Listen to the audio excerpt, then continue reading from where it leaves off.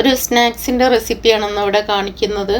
ഈവനിങ്ങിലോ അല്ലെങ്കിൽ ഇടനേരങ്ങളിലൊക്കെ കഴിക്കാൻ പറ്റിയ ഒരു ഐറ്റമാണിത്. ഇത് സ്റ്റീം ചെയ്തെടുത്തിട്ടുള്ളതാണ്. അതുകൊണ്ട് തന്നെ നല്ല ഹെൽത്തി ആയിട്ടുള്ളൊരു സ്നാക്സിൻ്റെ റെസിപ്പിയാണ്. ഒട്ടും എണ്ണ ഒന്നും ചേർക്കാതാണ് ഇത് റെഡിയാക്കി എടുത്തിട്ടുള്ളത്. അപ്പോൾ അതുകൊണ്ട് എല്ലാവരും മസ്റ്റ് ഒന്ന് ട്രൈ ചെയ്ത് നോക്കണം. ഞാനിവിടെ 2 പഴം എടുത്തിട്ടുണ്ട്. നന്നായി പഴുത്തിട്ടുള്ള പഴം തന്നെ നോക്കിയെടുക്കണം. ഇനി അതിനൊന്ന് കട്ട് ചെയ്തിട്ട് എടുത്തിട്ട് മിക്സിയുടെ ജാറിലിട്ടിട്ട് ഒന്ന് നന്നായിട്ടൊന്ന് പേസ്റ്റ് ആക്കിയിട്ട് അരച്ചെടുക്കണം. നന്നായിട്ടൊന്ന് അരച്ചെടുത്തിട്ടുണ്ട്. നല്ല പേസ്റ്റ് പരുവത്തിന് തന്നെ എടുത്തിട്ടുണ്ട്. ഇനി അതിലേക്ക് തേങ്ങയാണ് ഇട്ട് കൊടുക്കുന്നത്. 1/2 കപ്പ് തേങ്ങ ഇട്ട് കൊടുക്കുന്നുണ്ട്. നിങ്ങൾക്ക് തേങ്ങയുടെ അളവ് എത്ര വേണമെങ്കിലും കൂട്ടി കൊടുക്കാം. ഇവിടെ തേങ്ങയ്ക്ക് കുറച്ച് ബുദ്ധിമുട്ടായതുകൊണ്ടാണ് ഞാൻ കുറച്ച് തന്നെ ഇട്ട് കൊടുത്തിട്ടുള്ളത്. ഒരു 3 ഏലക്ക പൊടിച്ചതും കൂടി ഇട്ട് കൊടുക്കുന്നുണ്ട്. പിന്നെ കുറച്ച് നട്ട്സ് എല്ലാം പൊടിച്ചത് ഇട്ട് കൊടുക്കുന്നുണ്ട്. നട്ട്സിൻ്റെ അളവ് നിങ്ങൾക്ക് എത്ര വേണമെങ്കിലും കൂട്ടി കൊടുക്കാം. അണ്ടിപ്പരിപ്പ്, ബദാം, പിസ്ത, അതുപോലെ മുന്തിരി, ഉണക്കമുന്തിരി എല്ലാം ഇട്ട് കൊടുത്തിട്ടുണ്ട്.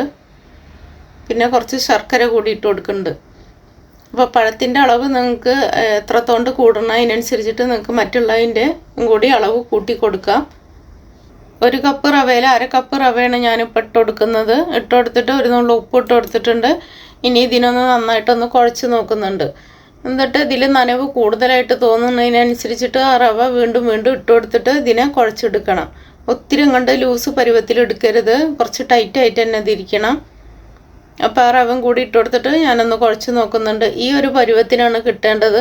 അപ്പോൾ നിങ്ങൾ പഴത്തിൻ്റെ അളവ് കൂടുന്നതിനനുസരിച്ചിട്ട് റവയുടെ അളവും കൂട്ടി കൊടുത്തിട്ട് വേണം ഇത് കുഴച്ചെടുക്കാനായിട്ട്. കുറച്ച് കറുത്ത എള്ള് കൂടി ഇട്ട് കൊടുത്തിട്ടുണ്ട്. ഇനി നന്നായിട്ടൊന്ന് മിക്സ് ചെയ്തിട്ട് എടുക്കാം. ഈ ഒരു ടൈറ്റിലാണ് ഇത് കിട്ടേണ്ടത്. ഒത്തിരി അങ്ങോട്ട് ലൂസാക്കിയിട്ട് എടുക്കരുത്. ഇനി ഇലയിൽ വെച്ചിട്ടാണ് ഇതിനെ സ്റ്റീം ചെയ്തെടുക്കുന്നത്. അപ്പോൾ ഇല നന്നായിട്ട് തുടച്ചെടുത്തിട്ടുണ്ട്. ഇനി അതിലേക്ക് ഓരോ ഉരുളകളാക്കിയിട്ട് വെച്ച് കൊടുക്കുന്നുണ്ട്. ഇവിടുത്തെ ഇലയൊക്കെ ഈ ഒരു പരുവത്തിനേ കിട്ടുള്ളൂ. നാട്ടിൽ നിന്ന് വരുന്ന ഇലകളാണ്. ഇവിടെ എത്തുമ്പോഴത്തേന് ഈ ഒരു പരുവാവും.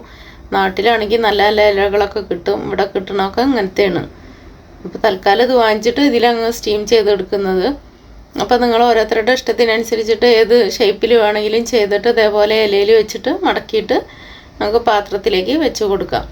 പിന്നെ മധുരത്തിൻ്റെ അളവ് എന്ന് പറഞ്ഞിട്ടുണ്ടെങ്കിൽ നമുക്കങ്ങനെ പറയാൻ പറ്റില്ല. അപ്പം പഴത്തിന് ഒത്തിരി മധുരം ഉണ്ടെങ്കിൽ ശർക്കരയുടെ അളവ് വളരെ കുറച്ചിട്ട് കൊടുത്താൽ മതി. പിന്നെ ശർക്കര അതേപോലെ ഉരുക്കിയിട്ട് ഒഴിച്ചു കൊടുക്കരുത്. അങ്ങനെയാണെങ്കിൽ ഒത്തിരി ഇങ്ങോട്ട് ലൂസായി പോകും. അപ്പോൾ അതൊക്കെ ഒന്ന് ശ്രദ്ധിക്കുക. അപ്പോൾ അത് സ്റ്റീം ചെയ്തെടുത്തിട്ടുണ്ട്.